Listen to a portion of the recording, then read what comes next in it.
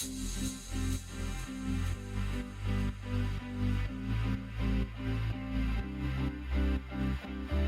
queer friends, are you ready to be inspired? Welcome to Season 5 of Coming Out and Beyond, a podcast that shares stories from the LGBTQIA+ community. Here's your host, Anne-Marie Zanzal. Hi, this is Anne-Marie Zanzal, and I'm so excited to welcome you back to another episode of Coming Out and Beyond LGBTQIA+ Stories. Today, I have a fellow late-in lifer on the program, and her name is Mallory Hanfling. Mallory is a therapist located in Philadelphia and licensed in Pennsylvania, New York, New Jersey, and Indiana. Her practice, Courage to Grow Counseling, caters to the queer community, working with individuals and couples, and specializes in identity development, coming out, communication skills, and connecting with one's most authentic self. Mallory is also a PhD of Human Sexuality program at CIIS and is doing her dissertation on how community mitigates the impact of compulsory heterosexuality on Firefly, or late bloomer identity. Mallory offers a weekly Firefly Circle peer support group where fireflies at various stages of their journeys can come together to support and empower one another through the highs and lows to our population. Mallory, welcome to the show. Thank you so much for having me, Anne-Marie. I'm so happy to be here. And I'm so happy to have you. So I would love to hear your story, Mal. Yeah, absolutely. My pleasure. So my story is probably going to sound really familiar to a lot of other folks who listen to this podcast, which is exactly what draws me to the community at large and exactly why I'm doing that PhD. So I identify as a Firefly. Essentially, that's a more gender and sexuality expansive and inclusive term for the late bloomer community, late blooming lesbians. Not everybody identifies as a lesbian, not everybody identifies as a woman, but we all have a shared experience of falling victim to compulsory heterosexuality and not realizing that we have options. And there's a whole fairy tale happy ending that's available to people who are queer. And so, like a lot of other folks who are listening to this podcast, I met my now ex-husband when I was about 22 years old. We dated for a while. Prior to him, I had a same-sex relationship with a woman, and it was very turbulent for reasons other than queerness. And my parents saw me struggling in that relationship. And I mistook their concern regarding the turbulence of that relationship for rejection. And so what I did was I went back far into the closet as far as I could go and married that nice Jewish boy that I had always been told was going to make me happy my entire life. And so I found him and we got married, and it was a really good friendship. We had a lot of similar interests. We really connected well on like an interpersonal level, but there was always a problem. There was always something wrong. And that really had a lot to do with our physical intimacy. And I really struggled with depression. And we also engaged in substance use together. We smoked a lot of weed together. And I realize now in hindsight, in retrospect, that we were both coping with a knowing that something was definitely wrong between the two of us. And we kind of just checked out and moved on. And, one day at a time turned into a couple of years at a time, turned into a few years at a time. And 7 or 8 years later, fast forward, I really had like a spiritual awakening, if you will, where I just kind of realized that I couldn't keep doing what I was doing anymore. And, as many people on the podcast, have done, I had a series of very hard conversations with him where I was like, listen, I am realizing that I really miss women and I'm not really sure what to do about this, but I wanted to let you know. And he was like, listen, I love you. Let's figure this out together. And he was very kind and compassionate about it, which is not everyone's story. And I got very lucky, very privileged there. And so we explored non-monogamy for some time. We had 2 girlfriends. We were in a throuple twice. The first one was really great, and she ended up being a really good friend of mine for a very long time after Rafi and I stopped dating, and after the 3 of us stopped dating. And then the second girlfriend we had happened after he matched for residency.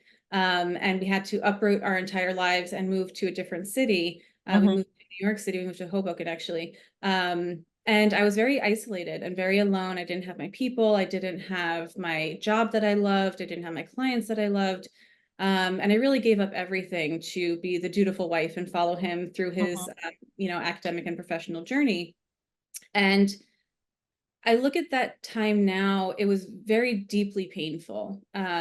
And I look at that time now, and he actually gave me the option. He's like, listen, if you want to stay in Philly, we could do a long distance thing for a while. And I really just didn't feel like that was acceptable. I felt like I needed to like be the best wife, be the best Mhm. version of that.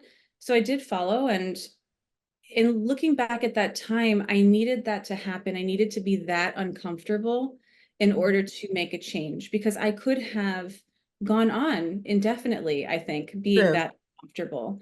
And I think that that's a way that particularly women, but many folks are socialized to prioritize other people's comfort over their own.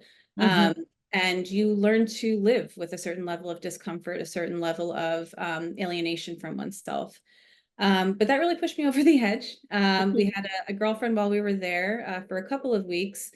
And I kind of realized that the women that I was looking for, trying to find our next throuple, were really women that were going to be interested in both of us. So more Mhm. femme presenting, bisexual, and definitely not what I would have normally have swiped for if I was swiping for myself, which would have been more masculine of center, more androgynous, non-cis men, and, kind of being really open to the smorgasbord of available humans.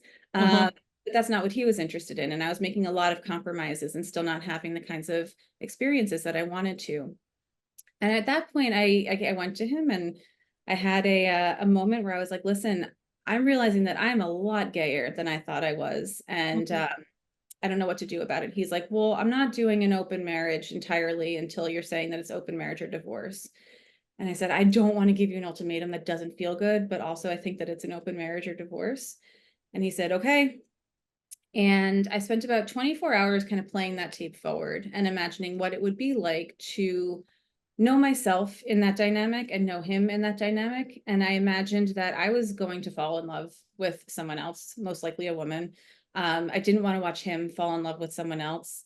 Mhm. And I didn't want our story to end in heartbreak in that way. I didn't want to end in harm caused to one another. I wanted to end on a loving note because we had a really beautiful friendship. And so about 24 hours after I accepted this ultimatum or gave him this ultimatum, I said, listen, I don't think that this is going to work. I'm really sorry. I need to leave. And then, within, it was really quick. Within like 3 weeks, I think, I found a new place in Philly. I found a new job in Philly. I made a triumphant return and started living my big gay life here in Philadelphia. Mhm. At that point, I became really interested in working more with the queer community. I'm a therapist by trade, and my work had primarily been about like other topics that I felt particularly interested in and had proclivities towards. However, I felt really drawn at that point towards working with the queer community and integrating that more fully into myself and my world. Mhm. And that's when the idea of Fireflies kind of started percolating. Um, and that's when I started building my private practice, Courage to Grow Counseling, and really wanted to find that niche. Mhm. Um, and then that was in 2017. Since then, I've had a few long-term relationships that didn't work out, thank God, because now I am in the most beautiful, loving, fun, just secure and exciting relationship with this wonderful woman, Amanda, who is my fiance, and we are going to. Congratulations. Thank you so much. We're really excited, and she's the why. She's the why that everything else made sense, which didn't make sense at the time. I neglected to mention that, like in the process before telling Rafi that I was really missing women, trying to understand our challenges, like why we weren't connecting. I sought a lot of medical answers. I sought like every other answer other than the Occam's razor, the most obvious answer, which was that I'm gay. Mhm. And that was, that took the form of individual therapy, couples therapy, sex therapy, coaching, and then a lot of medical appointments. Mm-hmm. I wanted a biological reason. I wanted a physiological reason for why my body wasn't responding to this person that I cared very deeply for. There was like a disconnect there. And so that manifested as a ton of blood work and a ton of doctor's appointments and um, discussions of procedures and medications. And ultimately, the kind of the tipping point of that line of exploration was a doctor who suggested, like, we can't find anything wrong in the labs, but if you want, it might be worthwhile to do an exploratory surgery and see if perhaps there's like some endometriosis or something out there like that that's like causing this pain. And I considered it for a long time, and I was like, maybe I'll do this thing because I just desperately wanted a different answer. And then luckily I didn't go through with that because they wouldn't have found anything. Mm-hmm. And then, the rest of the story that I've already shared. And here we are today. And I am, I've yeah, got a bunch of questions for you. please, I'm very happy to answer them. Okay. So looking back at your relationship with your ex-husband now, do you see it in the sense of bargaining? The opening up of the relationship. Like a lot of times, I do believe Elizabeth Kubler-Ross's 5 stages of grief are particularly applicable to the later in life community Absolutely. because we are dying to a sense of self. Yes. And her original studies were on people who were dying. And I often see that people opening up their marriages, practicing polyamory as a bargaining stage. They're in it, for sometimes it's a year, sometimes it's, 3 or 4 years. So now looking back, do you see it as like you and Rafi were trying to save something that just wasn't possible to save because you're not straight? So, are you in the process of coming out later in life? Are you feeling isolated or lost, cut off from friends and family, or just trying to figure out what is the next step for you? Well, I have a wonderful coaching program called Lotus Group Coaching. It is for people who are female identifying, cis or trans, or non binary folks comfortable in those spaces. And we provide emotional, spiritual, and intellectual support for people who are in the process of coming out later in life. We discuss many things in our community, but what's most important is that you have a community of others who understand. Each one of the coaches in the program have come out later in life, and everybody who is a member of our program is somewhere in the process. So if you are seeking community and you want a soft place to land, go to my website, Anne-MarieZanzal.com, and book a connection call. We would love to talk to you.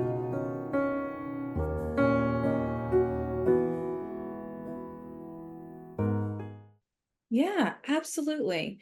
I think for us, that was true.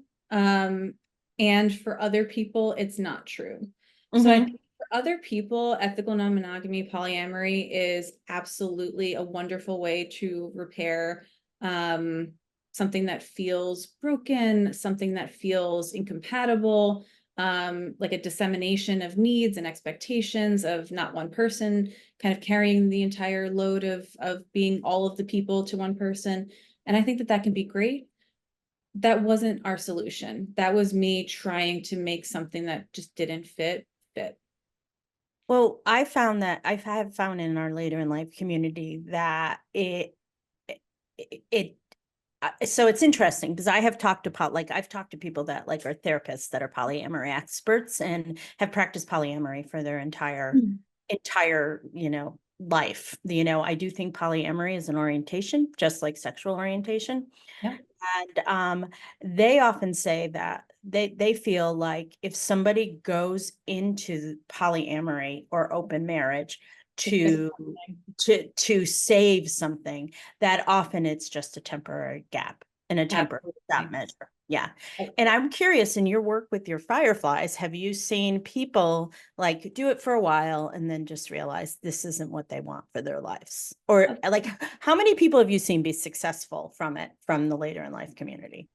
It's a very small proportion Yeah. compared to the ones that look for poly as a solution. And exactly what you've mentioned with the other poly professionals that you've worked with, if you look to poly or E&M as a solution to a problem, as Mhm. opposed to incorporating a part of who you are into the relationships that you want to have, Mhm. um, then it comes with so much pressure, right? It has to be the Right. solution. And that pressure is ultimately, I think, the demise of this other relationship that might have prompted the exploration. Well, and I also sometimes like especially for women who are like, did you realize that you didn't realize you were gay until you had been in these relationships for a while. But for the women that like sort of realize they're gay and they Mhm. want to go and explore, and their Mhm. husband, I'm using air quotes, gives them permission. Yeah. And there's often what we call the one dick rule. Yeah. Uh, you know, I find that sometimes what couples don't realize is that you're bringing a whole nother person into your relationship with their own thoughts and their own feelings and their own wants and their own needs. Yep. So I have two thoughts based off of that line of inquiry. One is that I have a colleague or a classmate rather, Sally Johnson, Dr. Sally Johnson, who just defended, and she's actually doing work kind of rebranding unicorns Mhm. because of the bad rap that the unicorn has. The stigmatized one. And she published a paper that's something along the lines of like, you enjoy being a second-class citizen. And so when an entire human is brought into a dyad as a solution, the amount of pressure that's put onto that person and like the negligence, like I kind of cringe when I think about the ways that Rafi and I didn't properly consider Kristen and Jimena's feelings and needs and Mhm. attachments. Lesson learned and moving Yeah. forward and Yeah. I like think it's like a lesson. apologizing like in earnest. But yeah, it's a whole dynamic and a whole set of new dynamics with each individual dyad that happens within the polycule. So I have that thought. The question that you had about whether or not I knew that I was gay, so I had dated, Yes. Steph before Mhm. Rafi, and actually in hindsight, my first sexual experience was with a woman, but I didn't count it because of compulsory heterosexuality and Right. invalidating Yeah. sex relationships, right? Like, Mhm. how else are girls supposed to learn to kiss? They practice on their friends, and like, Yeah. is that really? And so something that my therapist said to me was really an eye opener. And she said something along the lines of like, just because you have nerve endings that enjoys sex sometimes with a penis doesn't mean that you're not gay. And Oh, I was, absolutely. oh, Oh, and we forget that like bodies are wired for pleasure. And if right. we can elicit pleasure from a source that is not necessarily aligned with our mental, intellectual, emotional needs, Spiritual needs. Right. spiritual, thank you, including the spiritual, we get confused. Or we can get confused. Well, And I so, put it much cruder than that. yes. My ex-husband's uncle was gay. And Hmm. he used to say, well, friction is friction. Yes. And so one of the miseducation out there is that you can enjoy having sex with a man Hmm. or any other type of person and still be a lesbian because it's about pleasure and it's but who I want to go home at night is a woman because Yeah. as a queer woman, the only person that will meet my needs is a woman, like as you said, emotional, spiritually, physically, and sexually, intellectually. All of So it. that's who's going to meet my needs. A man can't. And Yeah. it's not that it's his fault. No, It's just the way you I'm might try wired. really hard, Yeah, right? and Like, you a might lot do of people this. try really hard. A lot of couples try really hard. Yeah. I really want to talk to you now about the medical intervention because I've Yeah. never had anybody talk about this on the show. I would love to. So it's interesting. I'm in some of like postmenopausal groups or, Hmm. 50, 45 plus groups of straight women, gay women. Hmm. So many women talk about the dysfunction they have in their sexual relationship with their husband, whether it is, and they've done everything. I've had clients who've done hormone therapy, all kinds of stuff to try to get interest in having sex with their husband. And I'm a little bit of an instigator because I'll say, have you ever considered your sexuality? It's a sort of Thank you. Thank you for doing that. We need more people. And I'm like, oh my God, I blew somebody's mind. Yes. But the thing is that why isn't that the first question? Yeah, it's a really great question, and it's a complicated answer. Okay, tell me that. Yeah, so this was actually a very large section of my lit review for my lit review comprehensive examination for my PhD. And one of the reasons is because of really poor sex education. As you were mentioning before, the miseducation of sexuality, particularly in the United States.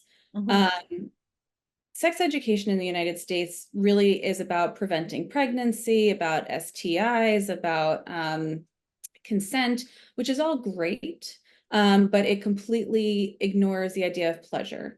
And it is also the curricula tend to be male centric, and they tend to focus on penis and vagina sex, and not other types of sex or other types of pleasure. And so not focusing on pleasure, when it gets left out of the conversation, people who have vulvas aren't necessarily educated to know that their pleasure is important. They, in fact, get normalized, or the idea of pain during sex becomes normalized, right? Like popping a cherry or, something like that, like the idea that there should be blood. There should never be blood. Right. Unless like you're into blood play, which is like a whole thing and you got to do it safely and like, teach their own. I'm not going to yuck anybody's yum, but like it should never be painful in a way that you are not welcoming. And we don't talk about that. It doesn't get brought into the conversation from a young age, from whatever appropriate age you deem. And so that's part of it. The other part of it is the people-pleasing component, anthropologically, sociologically, that women, and I'm saying women inclusively, anybody who's been socialized as a woman, internalizes over their entire lifetime. So the idea that men, boys, whatever that means are aggressive. If they hurt you, it's because they like you. That they didn't mean to be so aggressive. It's just their testosterone, things like that. We learn that we're supposed to accept that. We're supposed to forgive it and be permissive of it. And on top of that, we learn to put other people's needs before our own. The idea of a selfless woman, the idea of the woman who can do it all and puts everybody's needs before their own, and like juggles it all and is a superwoman, is like this lauded like martyr complex that is rewarded in our society. It is And absolutely. so yeah, and so like when we get the positive reinforcement from that discourse, it's a self-fulfilling prophecy and we continue to do the thing. And so there have been a lot of studies, which are included in the lit review of my dissertation, that, or will be, that women will often not speak up about painful sexual experiences because they are worried about hurting the feelings of their partners, who tend to have penises in these dynamics. And especially with fireflies too, like those habits die hard. And so people with vulvas who are engaging in relationships with non-cis men, or with non-cis men, are also not necessarily speaking up about any sexual discomfort or pain that they might be having, because they've learned over time that it's not worth it, that their discomfort is going to be dismissed or devalued, or invalidated. And that happened to me often. When I was in my couples therapy, when I was in my sex therapy, when I was at the doctor's offices, the first thing that they jumped at was like, oh, well, let's get you on birth control. I'm like, I'm not interested in the birth control. Like, oh, well, it's going to sort everything out. It's going to balance your hormones. And like, my hormones were fine. It was a desire issue. And so we also don't talk about the differentiation between arousal and desire, and how things can be discrepant. And so in order for physiological sensations to occur, oftentimes it becomes necessary for there to be desire. So we don't see the arousal, we don't see the lubrication, we don't see the engorgement, we don't see any of that without intellectually, mentally, spiritually, emotionally getting excited about the prospect of engaging in this really vulnerable thing with someone. And also, that's not necessarily always the case of all sex, but when we don't talk about, the foreplay, when we don't talk about the idea that like pleasure is important, then it gets dismissed and it gets invalidated. Well, isn't it? I think I read once the clitoris wasn't mapped like biologically until 2009. Yes. Which when I read that, textbooks until I was like, are you kidding me? I mean, I just assumed somebody would have been interested in it over the Not years. only that, we're still learning things about the clitoris. We didn't realize that the clitoris is an entire organ, like it's a shaped organ that has like, you see the part that's on the outside, the bulb or the head, and then there's also the glands, and then there's also bulbs on the inside, which is what has been mistaken for like the G spot. It's not a whole separate anatomical structure, it's the internal structure of the clitoris. And none of that had been discovered until after 2000, like, which is like just Well, I mind-boggling. guess it goes to though that the only people that they allowed to be scientists were men. Yes. And men didn't have the interest in. I mean, I wish we had some amazing lover that wanted to know what how to please. Wouldn't that be incredible? And you know what? Like, I don't want to like shit on men. Like, there are some men who are very interested. Oh, yeah, of But course. also, like, imagine if women were encouraged to become physicians and surgeons and scientists and researchers at a rate that was higher than it has been historically. The amount of knowledge that we might have about female pleasure, about someone who is female bodies, yes, because women and men don't react to medicine the same way. We just don't. Yeah. So we're physiologically different. So yeah. I find this that sometimes when I like these are things that I know and I hear you talk and I just sometimes feel really discouraged because there's so much like unpacking to do. And I feel very privileged that I sort of know this stuff. And I know so many people don't know this stuff.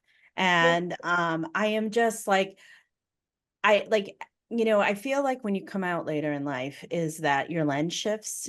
I have said, I went from an armchair feminist to an actual feminist because I was living in a place of privilege and never had to do some of the things that so many women have done way before me and stuff like that.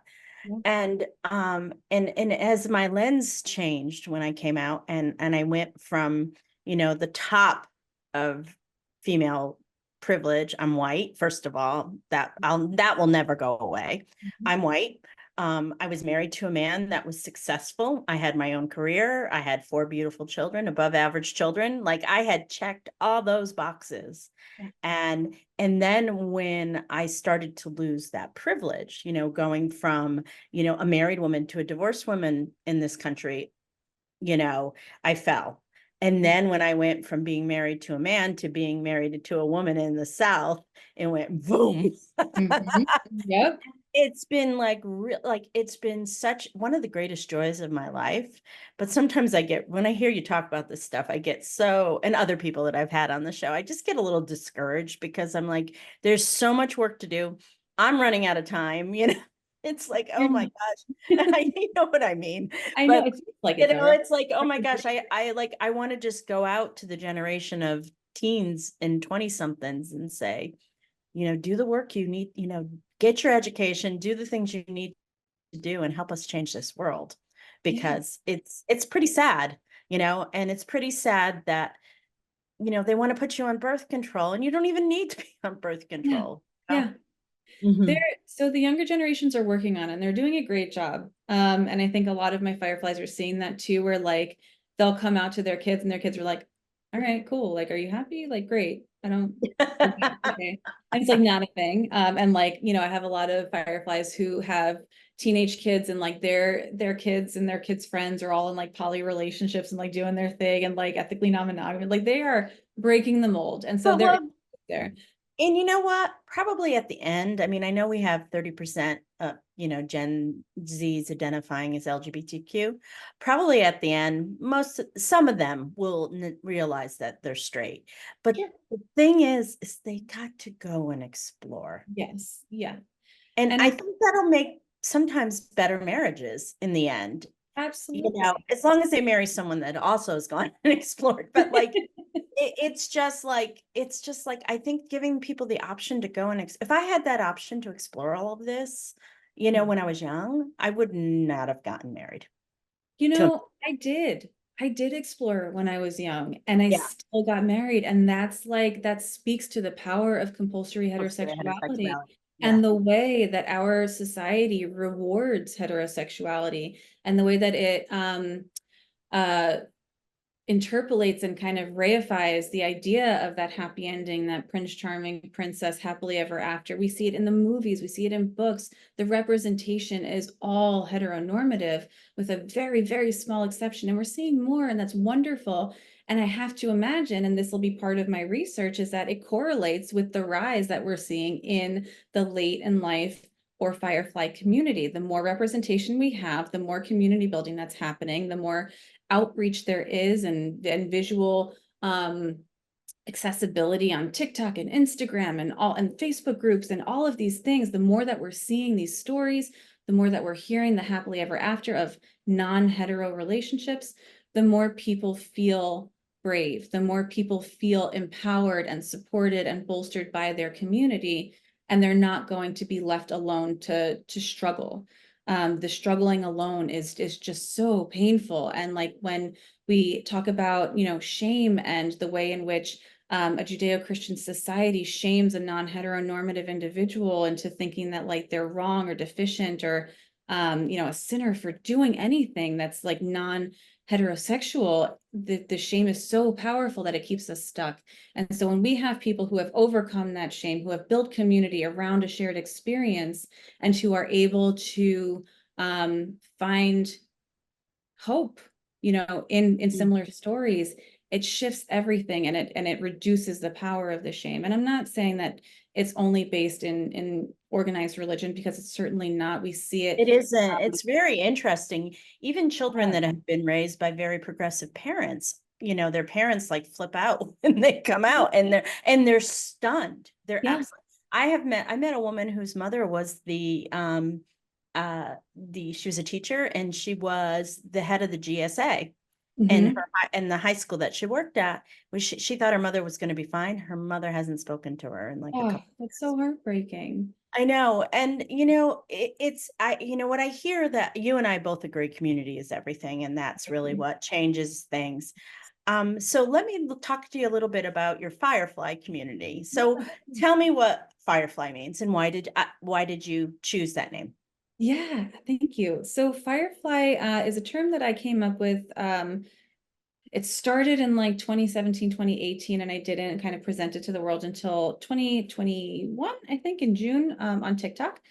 And essentially I found that like I wasn't entirely secure in like a lesbian identity for myself. I had an experience with a cis man after my marriage ended and like enjoyed it. And like we talked about before with like friction is friction, like whatever.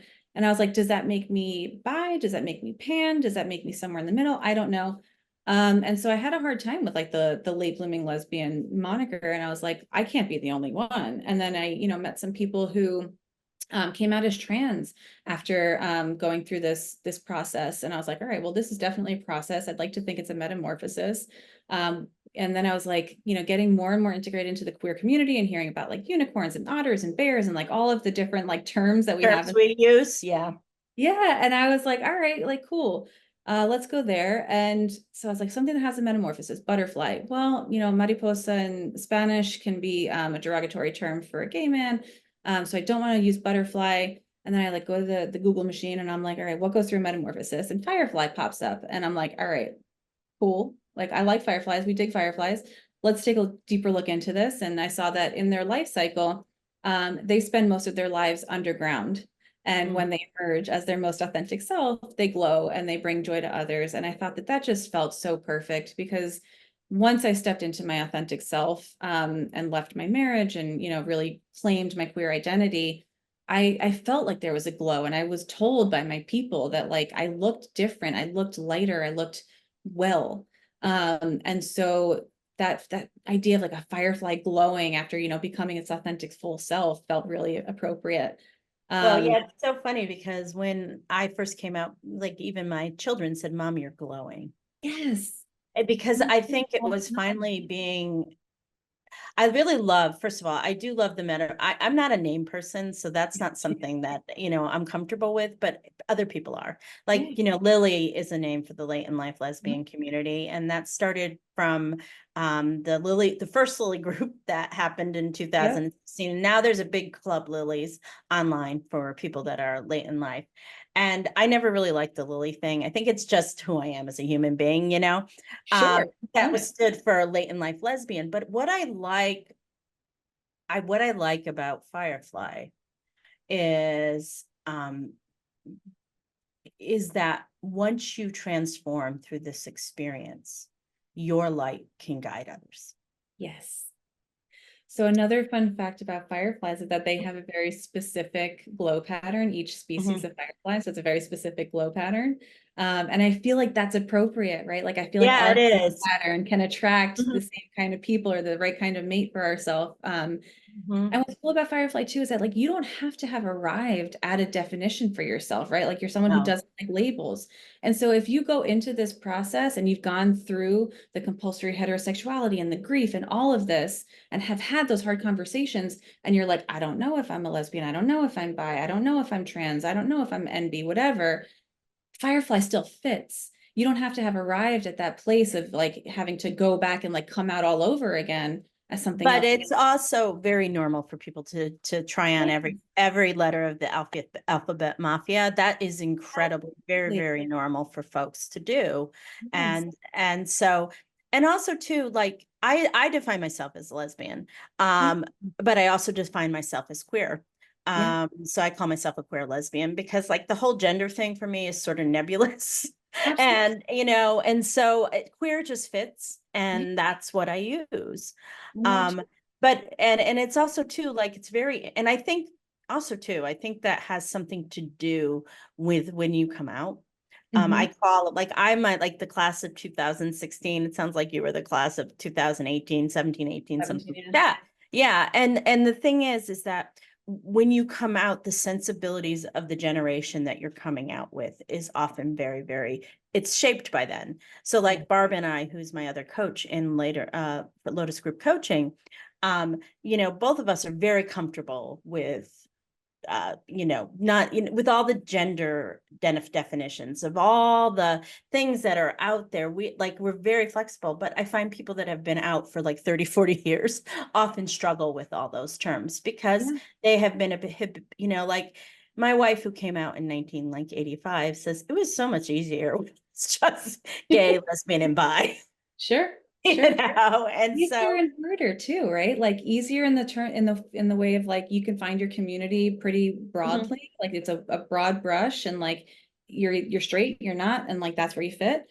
But then harder in terms of like, well, also maybe it doesn't quite fit, right? Like maybe like I'm not entirely feminine or entirely masculine, yeah, or maybe I'm not entirely gay or straight. And like, the bi invisibility, the biphobia is very real. The, yeah, it is very real. transphobia is very real. I And agree. so it's wonderful that like something like Firefly can allow you to like traverse any of that and do that exploration and like find your people just based on that shared queer experience of having to have those really hard conversations and going through that grief. And that was really what I was going for with the Firefly idea. Mhm, mhm. So people are listening to this podcast and they say, I want to meet this Mallory. How can they find you? I can't wait to meet all of you. There's not enough time in the world to meet all of you. I'm so stoked. The website is courage2growcounseling.org, and you're welcome to check that out. And then also I have the Firefly Circle group. There's a link to that on the website. We'll probably open up a couple extra sections of it to accommodate any needs that might arise. And then I'm on Instagram, I'm on TikTok. Instagram is the Firefly Journey. It's a very young account that I just need to motivate myself to make content for. And then I also have a TikTok account, which is Mal's Courage to Grow. And you'll find the original Firefly video there. Oh, cool. I'm going to go look at that. Yeah, it's So, fun. I got like a little piano version of Owl City's Fireflies on there. It's mhm, mhm. I love it. So I end this program by asking 3 questions. So what is your coming out song? So it just sounded like I said that Owl City Fireflies is my theme song. It's not. The song that really resonates, that has resonated with me for over 20 years is Drive by Incubus. Mhm, Essentially, the lyrics have to do with whether or not you're going to allow fear to direct your choices in life, or mhm, if you're going to be in the driver's seat. mhm, And I think that in my coming out journey, I allowed fear, the loss of privilege, the loss of partnership, being alone, uncertainty, all of that stuff. I let that make my choices for me. And it wasn't until I started taking the wheel, when I started deciding which direction I wanted to go in and not allowing others to decide that direction for me, that life became better and easier and fuller. I understand. So what book or movie changed your life? Oh God, there's so many. I'm gonna be like really basic and say that Untamed was. I know. I I was know. surprised you hate put it that it's there. the answer, and I hate that it's the answer, and I love that it's the answer because it's our stories.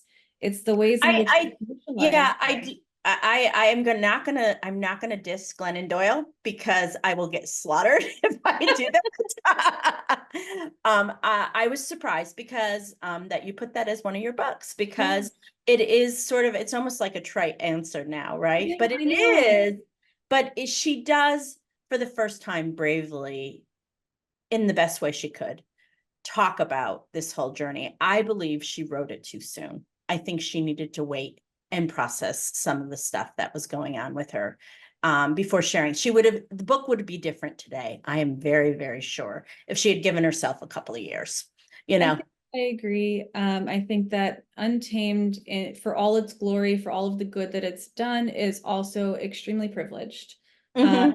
It's written by a white cisgender woman, and we have to really think about what that meant for her journey and the relatability of it, the ubiquitousness of it, because it's not everyone's Not story. most women's journey. And as the Yeah. majority earner in her family, she had a lot more privilege than a lot of the women have. And honestly, Mal, that's exactly what I have said about the book when I read it, because I was really excited about it when it came out. But then when I read it, I just realized that there was so many things missing in it. And I bet I would really love for her to go back maybe in a couple of years and rewrite that story, because I think she was a, as we call them, a baby dyke. And her perspective, I am sure, has absolutely, I would have written a book like that probably when I Yeah. didn't have the privilege of being the majority earner, but if I had written that book, right, like even my memoir, I would change it now. It was written about 4 years ago. I would rewrite it if I had the opportunity, because my perspective has changed so much.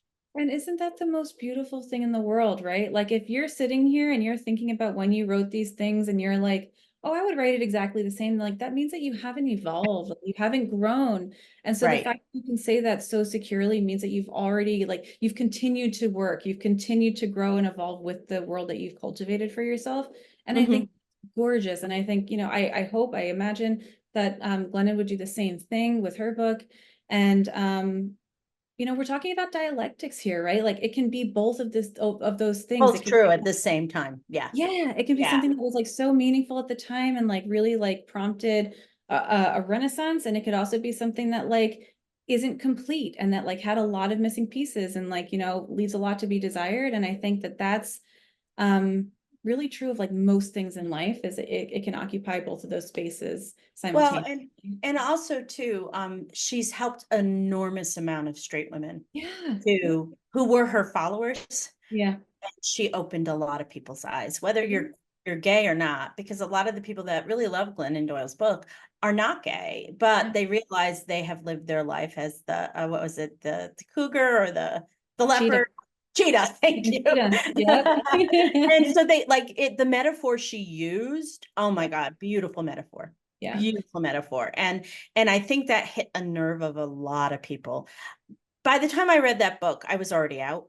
Yeah. And so, but if I had still been in the closet and still trying to figure everything out, I think that book would have changed my life. You know? I think the thing that stuck with me the most, or like that was the most like impactful, was the socialization of women for me. Not necessarily the coming out part, but like the ways in which we were taught to be small and not take up space and put others' needs before ours and not be, you know, the authors or the illustrators of our own lives. I think that that part of Untamed was the part that like really like hit that nerve where I was like, Mhm. this is everyone, like all women are going through this process, and like, you know, it varies, right? Like intersectional feminism has to consider all of the ways in which different women navigate the world differently and have different access to resources and privilege. But there are some underlying themes of like devaluing ourselves and making ourselves small and taking up less space that we've internalized because it's been force fed. Well, Yeah, I'm actually just thinking about that she's very public about, but Glennon has always talked about her battles with bulimia. And I think about like even physically trying to make herself smaller. And she is a very tiny woman, by Yeah. the way. But like, you know, it's like even physically she was trying to make her. We could talk about this for hours. I Okay. know. You also said Bossy Pants, which I love. That was a great book. Yes, And Amy yes. Poehler's. I love both the second choices. I think those are just amazing books about women who have taken control of their destiny. I love Tina Fey. She's like one of my, like, I would love to meet her kind of person. Me too. Oh my gosh, yes. And Amy Poehler. And the two of them together, I just saw the Restless Leg tour that they were Mhm. on together, and it was just wow, gorgeous. The thing that stuck out to me the most from Bossy Pants was when Tina talked about both being fat and skinny. And I have been both fat and skinny. And I think about that all the time and how like the world feels different under each of those different circumstances, and yet you're still yourself and you still embody yourself. And like there's just like lots of those relatable moments in Bossy Pants, and it's like really palatable. I love it. How would you describe your life today, Mal? It is full and it's content, and it's authentic and integral. Like I feel like I live a life of integrity, and I don't know that I could have said that, you know, 6 years ago, 7, 8, 9 years ago. I was living a life that I was told I should live, that should make me happy. You worked so hard to make it. I mean, Ugh. what you and your ex-husband did to make both of you, you worked so hard to try to live to a standard that it sounds like you both were like trying so hard and Yeah. realized that it just wasn't for you. Yeah, and I think about my interactions. So last night, Amanda and I actually went to go see Esther Perel speak at the Oh, Met. really? How And was she? it was cool. It was neat to see her in person. But you know, she was talking about like how important it is to openly and honestly communicate and be vulnerable and like, you know, really say what you need and speak up and like, you know, honor your partner's version of reality versus your version of reality. And like that's what we do. And like I want to brag for a second about this relationship that I have, because it's like we are so full of integrity in the choices and the disclosures and the communications that we have with one another. And because of that, it feels so safe and it feels so secure and comforting. And like, I hope that anybody who's listening to this and who's like in limbo and thinking about whether or not life could be different or should be different, like it can, and you just have to trust yourself and your knowing, and start making the choices that are right for you and not right for other people. Well, Changes I'm going to let that be the last word. So, Mal, Okay. thank you so much for Thank you coming. so much, I could Anne-Marie. talk to you for hours about this stuff because I think this is both what we do. So Yes, I'm really absolutely. excited. Reach out to Mal. It's really wonderful if you, you know, having, especially, do you take insurance, especially? I'm I curious. don't. I do provide a super bill for out of network benefits if that's a part of your plan. Yeah, it's because a lot of times people are looking, I'm not a therapist, so a lot of times people are looking for a therapist. So if you're in Yeah. one of the 4 states that Mel serves, she can help you with that. But Okay. also look up the Fireflies. There's lots of different communities out there. I would say, I have a community, Mel has a community, there's other communities out there. Find the one that fits you. Now, Excellent. it used to be back in the day, literally less than 10 years ago, there was one or Yeah. two. Lavender Now vision. there's literally, I probably could think of 10 off the top of my Yep. head. And so find the Yep. community that fits you and your needs. Find the Now, firefly glow that matches. yeah, that's true. And sometimes, somebody, and like sometimes people have more of a specialty, like Mal is a therapist. I'm somebody can really help you deconstruct religion because I'm an ordained minister. And so it's something I've thought about. So like really go and find the one that works for you. Talk to us all and find the one that works for you. It's so nice that we have options now and you just can't you don't have to just go with the only thing there is. So thank you very much. Thank you so very much for having me. It was a pleasure to be here and a privilege. You've been listening to Coming Out and Beyond, LGBTQIA+ stories with Anne-Marie Zanzal. New episodes of the Coming Out and Beyond podcast drop every other Friday. You can tune in at Apple Podcasts, Spotify, Google Podcasts, and at annemariezanzal.com. Be sure to hit subscribe when tuning in so you never miss an episode. And for more resources, articles, videos, and a free downloadable guide for coming out later in life, visit annemariezanzal.com.